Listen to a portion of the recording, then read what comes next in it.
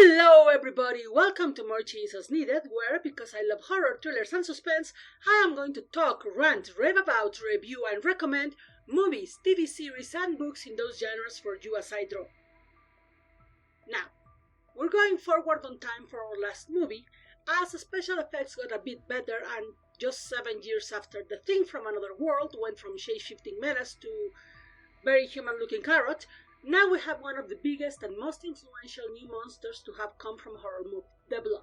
Yes, I know, a puddle of jello may not seem or look that impressive, but think about it. How many people survive a gelatinous cube in Dungeons and Dragons when the dungeon in question is dark? And where do you think the gelatinous cube came from in the first place? So get ready for a very bumpy ride, because we're going to mix horror with teenage delinquent exploration and some very old-looking teenagers as we meet 1958, The Blob. Have you ever watched a movie that shouldn't work but somehow does? Either because the script sounds stupid, or the actors have never worked in that particular genre at all, or the director had never directed anything longer than 30 seconds ad before, and the budget was whatever the producer and cast had in their pockets, and that was mostly lit. Horror has a lot of those movies. From the original Night of the Living Dead, which we will tackle soon, to the guerrilla-style filming of Escape from Tomorrowland, horror directors have always been pushing the limits of what should be done and coming out with amazing results that absolutely no one, starting with them, expected. Sure, there have been cases where nothing went right, and those movies are either remembered as so bad that they are even worse, so bad that they are good to watch drunk with friends, or are completely forgotten except for the most hardcore gore hounds who will not recommend them to their worst enemies. That is not the case of today's movie. By that I mean that yes, The Blob is a movie that shouldn't have worked. No one except the cast and crew thought it would work. In fact, the movie was made out of spite, and with absolutely no one in the crew knowing exactly what they were doing.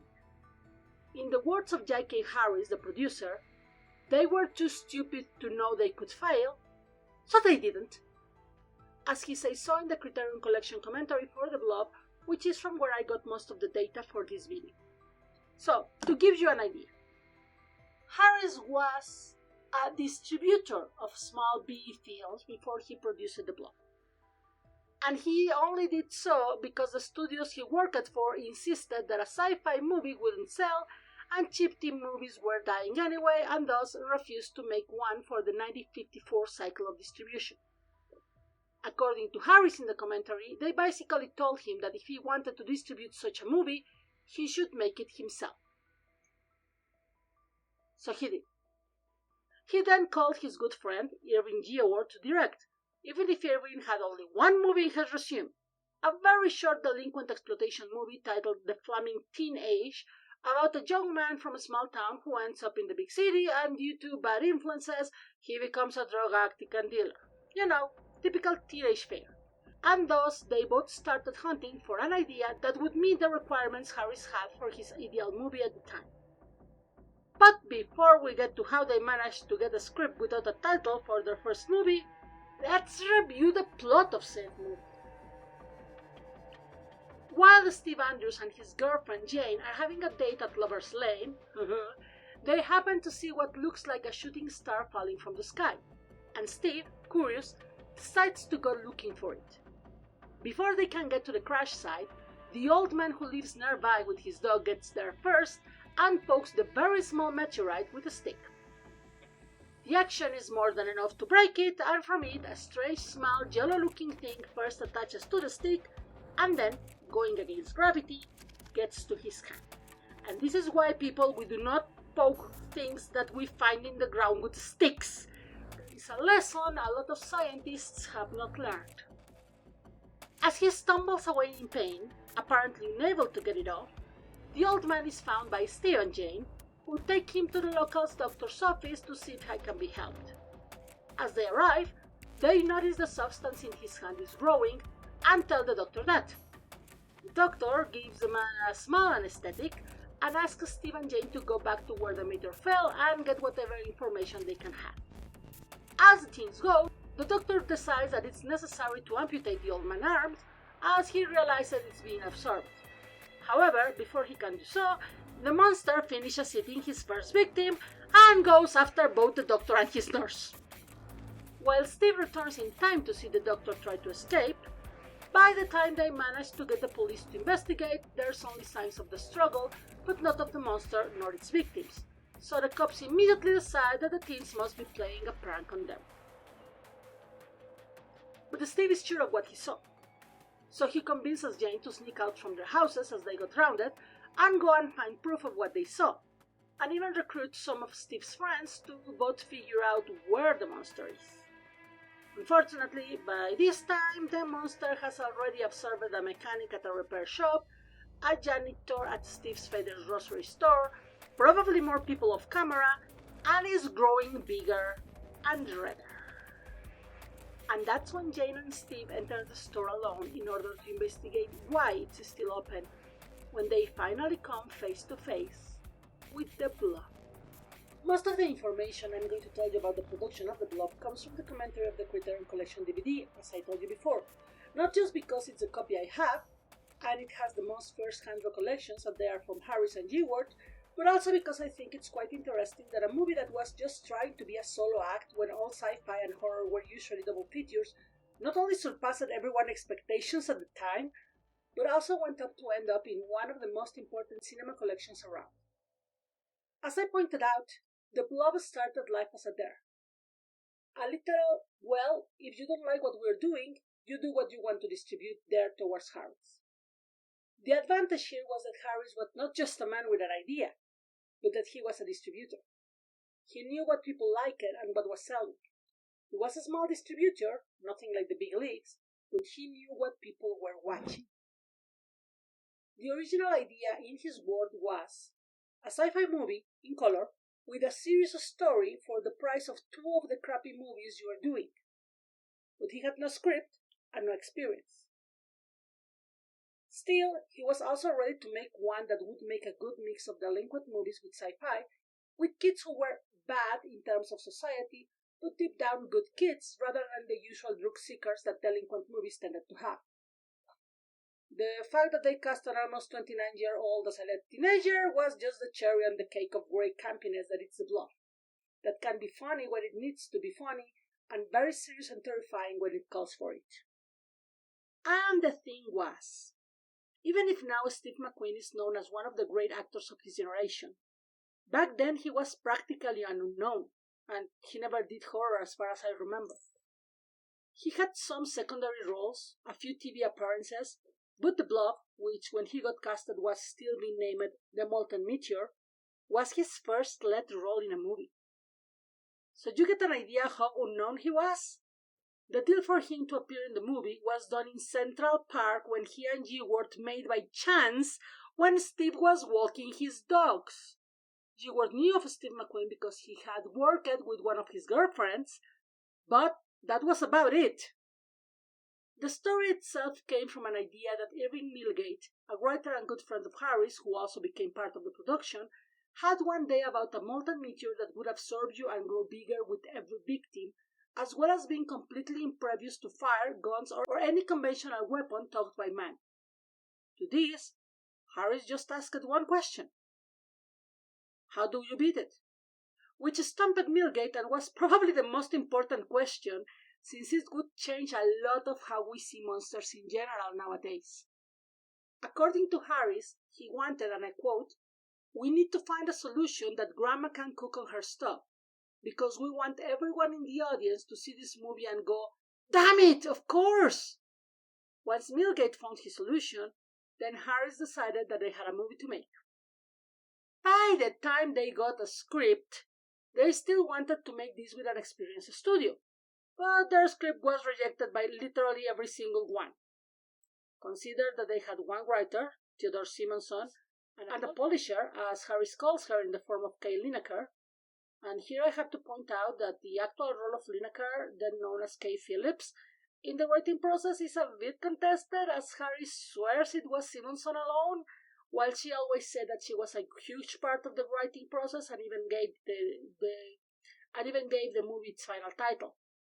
Given that Harris is also on record about not liking working with Lineker much, well, I will let you have your own conclusions about who tells the truth in this particular argument, as I really have no idea. What it is true is that the title of the movie went from The Molten Meteor to The Glove, which was not used because it was the name of a character in a comic strip, then The Glove That Girdled the World, then The Thing That Ate Everything, and a lot of different names until they finally landed on The Blob, which is actually never how the monster is called in the actual movie. Anyway, by now, Harris was determined to prove not only that he could make a movie, but also that he could make it be a success. So if no studio wanted him, then he didn't want any studio, and he'd make the movie himself. In the words of Bender, forget the studios, I will make my own studio with booze and loose women. Only that he got an ex-Christian studio place to film, so I don't think there were many loose women around. See why he said that they were too stupid to realize that, yeah, they could fail? One of the possible reasons why The Blob resonated so hard with the audiences was that, at the end of the day, Harris was right. Delinquent movies were popular and sci-fi movies were popular because at the end The Blob is more of a sci-fi than a horror if one is really strict about it. And mixing the two was a great way to get both audiences interested. To add to this, we have to consider that most delinquent exploitation movies of the time presented the teens as hopeless delinquents without direction, needing their parents to be more strict, although also understanding, but outside of the main characters, the misguided ones who may not get a chance to change their way were bad kids. Period. Not so with the Blob gangs of incredibly old-looking teenagers. The youngest actor was 19, technically a teen, but barely. They are good kids, yes, because they all race to defend the people, even if all they have is Steve's words when Steve is not the leader of the group. And most of their delinquency is so harmless that for today's standards, calling them delinquents is the biggest stretch of the plot, which I remind you includes a murderous yellow from outer space. Because the worst they do is having cranked the cops off camera more than once. I think they may have entered a movie theater without paying. That's it. Harris and Ewart both insist that the kids also did bad things. Of course, they are men from their era, and once again we have to consider that. Because on screen, these kids would be laughed out of any gang from the 17th onwards. Even from some city gangs in the 50s, I think. I mean, they don't even drink. In any case, the fact that they were not treated like hopeless criminals, and more importantly, none of them die, made them a breath of fresh air for movies at the time. Sure, they do clash with authority as the cops start being as useless as they were in Saturday morning cartoons, refusing to believe a word out of Steve's mouth. One cop in particular, Sergeant Burt, is convinced that the kids are out to get him because he was a war veteran. But the police chief, Lieutenant Dave, is quite reasonable in the sense that the only reason why he doesn't believe Steve's story is because they have no evidence. It's even implied that, had Jane seen the Blob eat the doctor, like Steve did, Dave would have given it more than a passing thought because then there will be two witnesses, even if Bert is insisting that every single teen in town must be in cahoots about the prank. This works because we, the audience, also don't see much of the Blob at the beginning. The monster is small enough to easily be mistaken in the background of many scenes, and it's not only a very tense chase in the supermarket, where, once again, both Steve and Jane are alone except for a dog that really amps the tension in the whole movie. When we get a good look at how much it was grown, every death, with the exception of the old man and the doctor, have been off screen and implied by the comments about how empty the bar is at the time, or how people that are usually out and about can be found. Ewart, in his commentary, even criticizes the 1988 remake that we will see later on, for making the actual deaths visible and graphic, claiming that it broke all the rules they have established in their movie. As I said, we will talk about that later on in another video. In any case, once the teens raise the alarm seriously, by making every single alarm in town sound off, the adults listen. It takes the Blob attacking a cinema in a scene that is so iconic that even people who haven't seen the movie or like horror may have some Mandela effect memories of it. Of the audience running away from the theater, completely terrified, followed by the Blob coming out of the doors, giant and red and impossible to ignore. And that's when the adults finally realize that the teens were not doing a prank and the town is really in big trouble. But they were listening before the cinema attack. They were actually listening to what they had to say. The fact that this horror movie grand finale is with the whole community working together to save those who are being trapped in a diner by the Blob, but not yet absorbed or tortured, is incredibly heartwarming, and in my opinion, something that more horror movies should do, even in our more cynical times.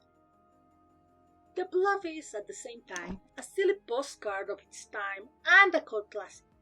While it is not as scary or gory as a remake or many modern horror films, it still manages to build tension at the same time as giving us something many modern horror stories fail to do: hope. Yes, people die off screen, and the implication of those dead in their houses without having any idea of what was going on is the fuel of nightmares. But on screen, what we see is a community letting go of their differences in order to save those that they can save. And that alone is amazing because they do it by themselves. So if you want to feel some great scares and some amazing practical effects for their time, look out for the Blob and let it creep on your TV screen. Just keep some cold storage handy in case it goes a bit out of control. I want to thank my dear patrons Mitch Hyman, Elaine Ho, Jessie, Kelly Riley, Unlike Coffee Dawn or Night, as well as my first supporter Tanya Pineda and the most amazing Amy Sung, without whom none of my videos would be possible. I also want to remind you that if you want to support these and my other projects and get your name mentioned here, you can do so at patreon.com/Adalisa, with a link on description, as I know my name can be hard to spell, and with just $1 a month you will always be thanked in my videos, as well as get access to a ton of art before anyone else, and get the chance to suggest future subjects for videos. You can also support me through Ko-fi, and for each coffee you will get mentioned in the number of videos equal to the dollars that you give. If you can't support me this way, I also accept likes, subscriptions to the channel, and of course, you sharing the links. I also welcome all your questions, feedbacks, and suggestions in the comments below. This was Adalisa Zárate, and remember, there is not a problem in the horror genre that cannot be solved with more chainsaws and a cup of good coffee.